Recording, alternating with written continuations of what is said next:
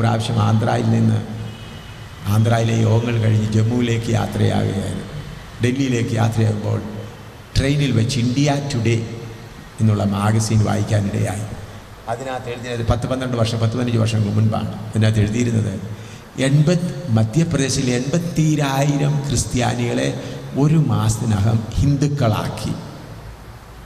80,000 ക്രിസ്ത്യാനികളെ ഒരു മാസത്തിനകം ഹിന്ദുക്കളാക്കി. അവരുടെ ഫോട്ടോ എല്ലാം കൊടുത്തിട്ടുണ്ട്.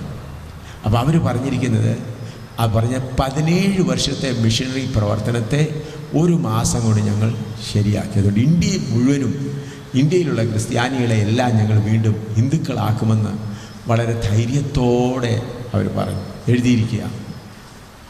അതിനകത്ത് ഫോട്ടോകളെല്ലാം ഉണ്ട്. 80,000 ക്രിസ്ത്യാനികളെ ഹിന്ദുക്കളാക്കി. അത് വായിച്ചപ്പോൾ എൻ്റെ ഹൃദയത്തിൽ വളരെ ഭാരം തോന്നി. കർത്താവേ, 80,000 ക്രിസ്ത്യാനികളെ ഹിന്ദുക്കളാക്കിയിട്ട് ഒരുത്തർ പോലും ഉപദ്രവങ്ങൾ സഹിക്കാനോ കഷ്ടങ്ങൾ സഹിക്കാനോ. അതിനകത്ത് ഓരോരുത്തരുടെ വീട്ടിൽ ഹിന്ദുക്കളുടെ ഫോട്ടോ കൊണ്ടുവരുന്നതും അവരുടെ ബിംബങ്ങളെ സ്ഥാപിക്കുന്നതും എല്ലാം ഉണ്ട്.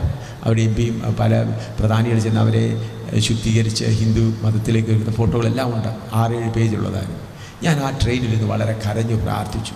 അപ്പോൾ കർത്താവ്, ഇവരുടെ മധ്യത്തിൽ യഥാർത്ഥ വേല ചെയ്യാൻ എന്ത് ചെയ്യണം എന്ന് പ്രാർത്ഥിച്ചപ്പോൾ, നിൻ്റെ മകനെ നീ അവിടേക്ക് അയക്കുമോ എന്നൊരു ചോദ്യം. അപ്പോൾ എൻ്റെ മകൻ എൻ്റെ കൂടെ ജമ്മുവിൽ കർത്താവിൻ്റെ വേല ചെയ്തുകൊണ്ടിരിക്കുകയായിരുന്നു. ഒരു യൂത്തിന്. അവൻ്റെ ഭാര്യ ഞങ്ങളുടെ ഓഫീസിലെ ചെറിയ പ്രവർത്തനങ്ങളൊക്കെ നോക്കി അതുപോലെ കർത്താവിൻ്റെ സാക്ഷി ചെയ്തുകൊണ്ടിരിക്കുകയായിരുന്നു.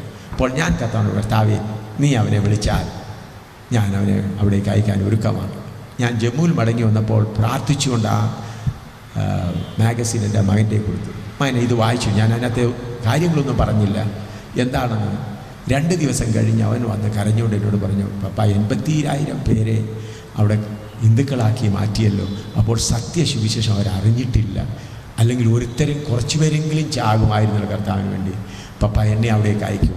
ഞാൻ പറഞ്ഞു, മോനെ, അതിനുവേണ്ടിയാണ് ഞാൻ കാത്തിരുന്നത്.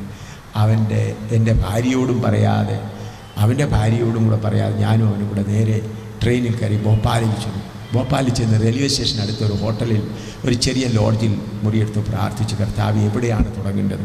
മധ്യപ്രദേശിൻ്റെ ക്യാപിറ്റലിൽ ചെന്ന് അപ്പോൾ കർത്താവ് ഒരു സ്ഥലം കാണിച്ചു. ഞങ്ങളവിടെ ചെന്ന് ചെറിയ വീട് വാടക എടുത്ത് വേല തുടങ്ങി. 6 മാസം കഴിഞ്ഞ് ഞാനും എൻ്റെ ഭാര്യയും കൂടെ വീണ്ടും അവരെ കാണാനായി ചെന്നപ്പോൾ അവിടുത്തെ ഹിന്ദുക്കളും മുസ്ലിങ്ങളും പറഞ്ഞ്, ഇവനെ തിരിച്ചു കൊണ്ടുപോയിക്കോ, ഇവൻ്റെ ശവശരീരം പോലും നിങ്ങൾ കിട്ടത്തില്ലെന്ന് പറഞ്ഞു. ഞാൻ പറഞ്ഞു, സാരമില്ല, അങ്ങനെ ആകട്ടെ. എന്നാൽ കർത്താവ് കൃപ ചെയ്ത് വേല നടന്നു. പല ആത്മാക്കൾ ഹിന്ദുക്കൾ രക്ഷിക്കപ്പെട്ടു. ഒരു പ്രാവശ്യം അതിൽ 5 ഹിന്ദുക്കളെയും അവനെയും കൂടെ വിളിച്ചുകൊണ്ട് പോലീസ് ക്ഷേത്രത്തിൽ കൊണ്ടുപോയി. ക്ഷേത്രത്തിൽ കൊണ്ടുപോയിട്ട് കുമ്പിടാൻ പറഞ്ഞു. അവർ പറഞ്ഞ്, എത്ര പറഞ്ഞാലും ഞങ്ങൾ കുമ്പിടുകയില്ല. പോലീസ് വിളിച്ച് ക്ഷേത്രത്തിൽ കൊണ്ടുപോയിട്ട് അവരെ ഒത്തിരി ഉപദ്രവിച്ചു. എന്ത് പറഞ്ഞാലും അവരെല്ലാം ഹിന്ദുക്കളാണ്. അവരെന്ത് പറഞ്ഞാലും ഞങ്ങളെ തുണ്ടമായി കണ്ടിച്ചാലും ഞങ്ങൾ മുട്ടുകുത്തുന്ന പരിപാടിയില്ല. അത് കഴിഞ്ഞ് ഒരാഴ്ച കഴിഞ്ഞ് ബിരബൽ എന്ന് പറഞ്ഞൊരു പ്രായമുള്ള 72 വയസ്സുള്ള ഒരു ഹിന്ദു, അദ്ദേഹം മുൻപ് ശിവസേനയുമായിട്ടൊക്കെ സമ്പർക്കം നടത്തിക്കൊണ്ടിരുന്നു. അവനെ രക്ഷിക്കപ്പെടുവാനിടയായി. അവനെ ശിവസേനക്കാർ മാർക്കറ്റിൽ വെച്ച് പിടിച്ചു, അടിച്ച് താഴെയിട്ട് പറഞ്ഞു. അവനോട് പറഞ്ഞു, ഓ ജയ ശ്രീരാം എന്നൊക്കെ പറയാൻ പറഞ്ഞു. അവൻ പറഞ്ഞു, യേശു ക്രിസ്തു എന്നല്ലാതെ വേറൊരു ശബ്ദം എൻ്റെ വായിൽ നിന്ന് വരികയെന്ന്. ആ പ്രായമുള്ള 72 വയസ്സുള്ളവനെ അവർ തൊഴിച്ചു മാർക്കിൽ. എന്നിട്ടും അവൻ്റെ വായിൽ നിന്ന് യേശു അവൻ പറഞ്ഞ വാക്കുകളൊന്നും വന്നില്ല.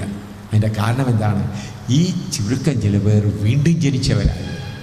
ആ 80,000 പേരെ മിഷണറിമാർ 17 വർഷം കൊണ്ട് കൊണ്ടുവന്ന് അവരാരും രക്ഷിക്കപ്പെട്ടവരല്ലായിരുന്നു.